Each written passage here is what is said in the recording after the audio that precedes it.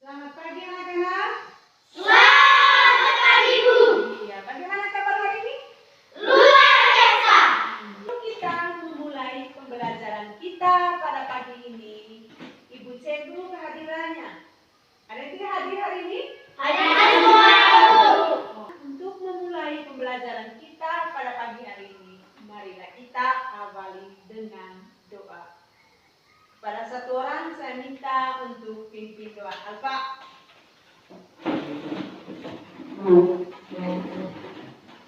Marilah kita siap berdoa dan berdoa. Dan nama Bapa dan Putra dan Roh Kudus. Ya, terima kasih kepada Alfa. Ya, baik anak-anak. Hari ini kita masih belajar tema 4, yaitu tentang Berbagai kebetulan. Kemudian subtema 1 yaitu Jenis-jenis kebetulan. ya. Kemudian kemarin kita sudah masuk pada pembelajaran 2. Nah, ayo. Siapa yang masih ingat materi kita kemarin itu pada pembelajaran 2? Yaitu tentang Simbol Pancasila. iya, makna simbol sila pertama pada Pancasila.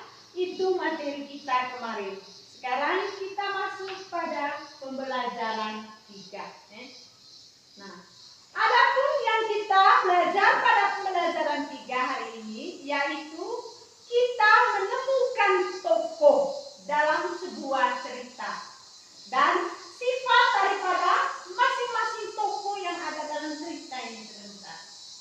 Nah, baik anak-anak, bicara soal tokoh. Bicara soal tokoh. Nah, kamu pernah dengar tidak? Kira-kira apa itu tokoh dalam sebuah cerita? Saya Bu. Ayo, ada yang pernah dengar? Ya, tokoh. Apa itu apa? Tokoh adalah Tokoh adalah pelaku dalam sebuah cerita, misalnya hewan atau tumbuhan. iya, betul sekali. Tepuk tangan untuk Alfa. Baik, tokoh itu adalah pelaku dalam sebuah cerita atau dongeng. Tokoh itu bisa berupa manusia, hewan, dan tumbuhan. Nah, kemudian tokoh dari tokoh ini bisa dibedakan lagi berdasarkan perannya. Nah, tokoh bisa dibedakan, yaitu tokoh apa saja? Saya Bu. Tokoh utama dan tokoh pembantu. Iya.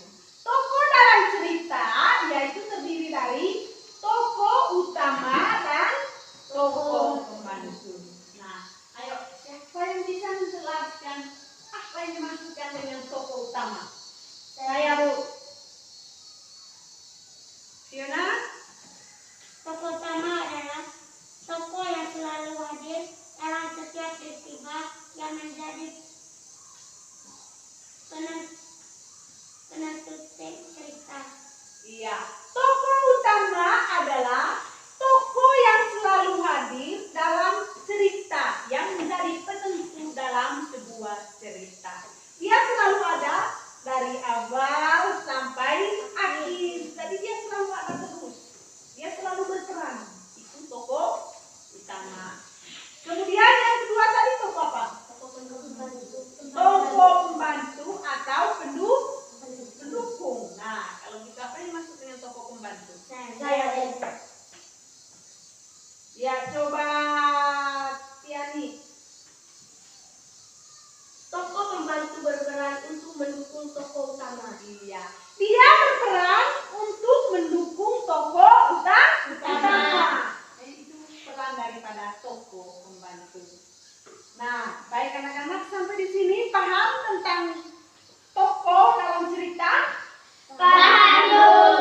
Nah, kemudian dari masing-masing tokoh ini ada sifatnya. Tahu sifat? Nah, sifat itu ada yang menunjukkan sifat apa saja? Sifat yang baik dan Sifat yang baik, ada juga sifat yang Tidak baik. tidak baik atau sifat jelek atau sifat buruk. Ya, seperti dalam kehidupan kita juga sehari-hari. Menurut penilaian kita, Ya orang itu aduh baik sekali orangnya. Betul atau tidak?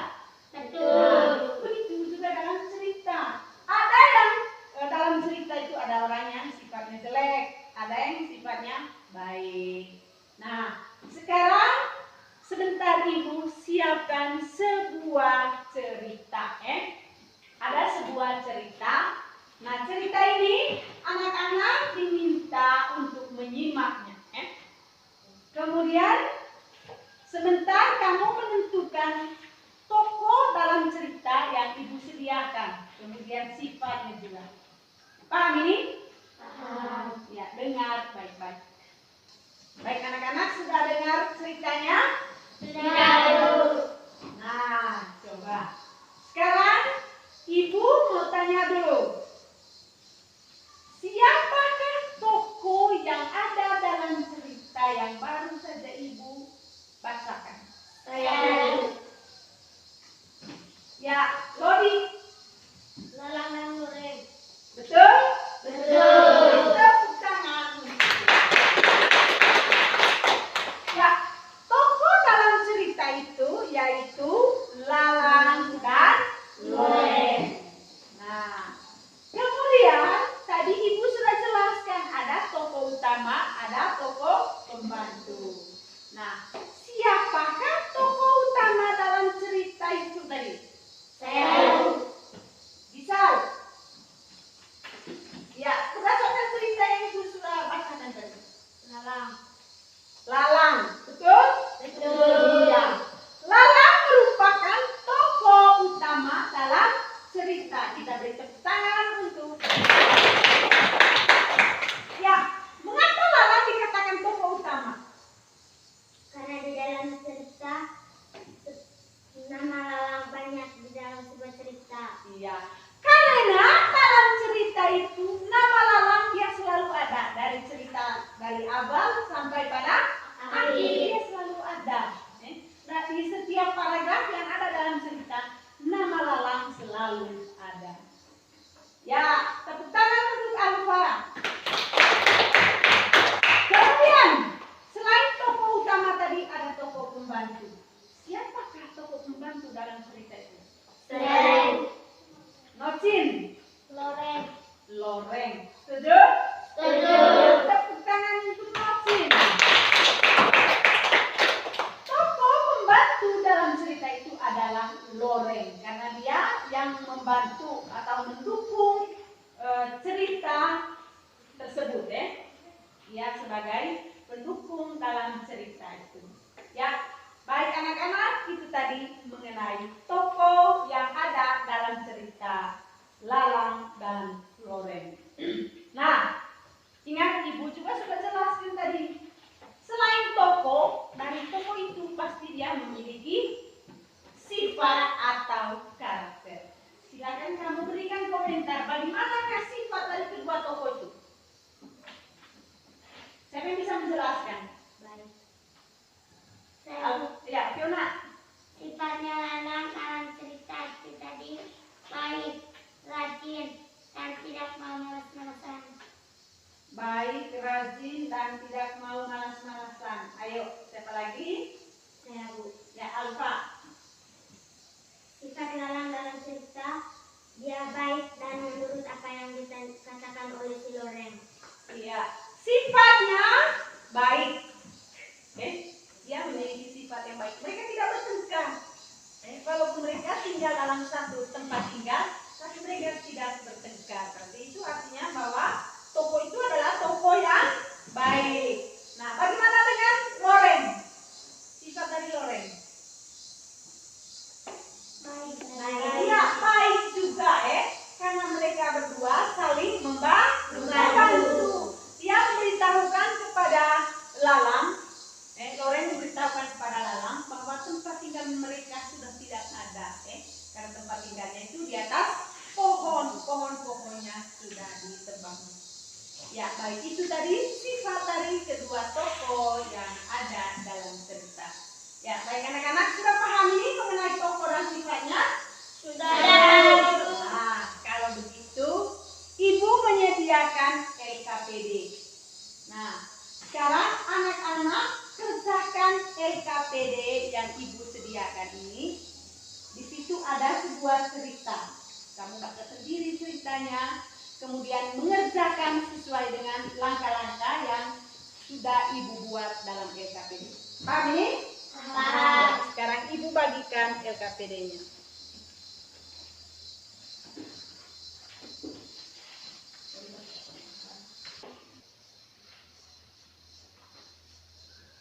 Sudah? Sudah. Ya, kalau sudah, sekarang Ibu minta kumpul.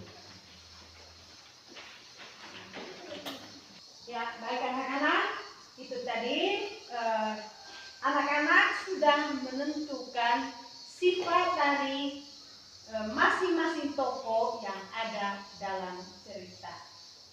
Ya, baik anak-anak, dengan demikian untuk materi kita hari ini sampai di sini saja. Yaitu tadi tentang menentukan tokoh dan sifat daripada masing-masing tokoh. Ya, siapa yang bisa mengambil kesimpulan mengenai materi kita hari ini? Ayo. Ya, Fiona. Menyebutkan tokoh-tokoh dalam cerita. Iya, materi kita hari ini yang pertama menyebutkan tokoh-tokoh dalam cerita. Apa lagi?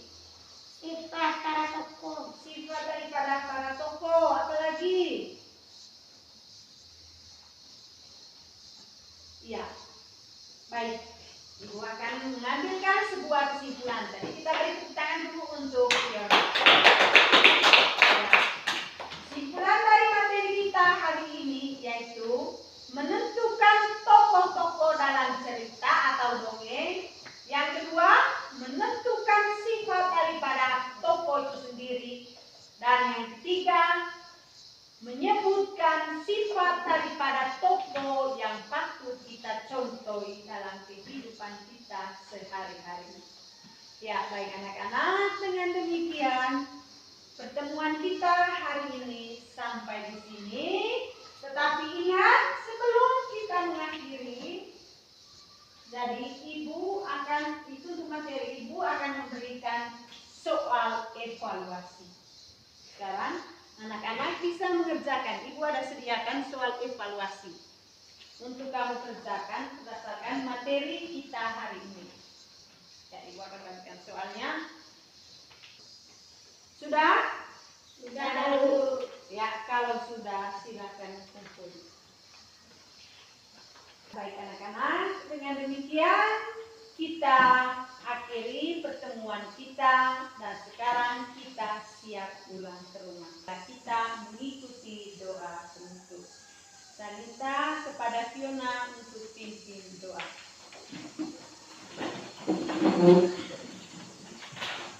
Marilah kita siapkan doa dalam nama Bapa. Selamat siang.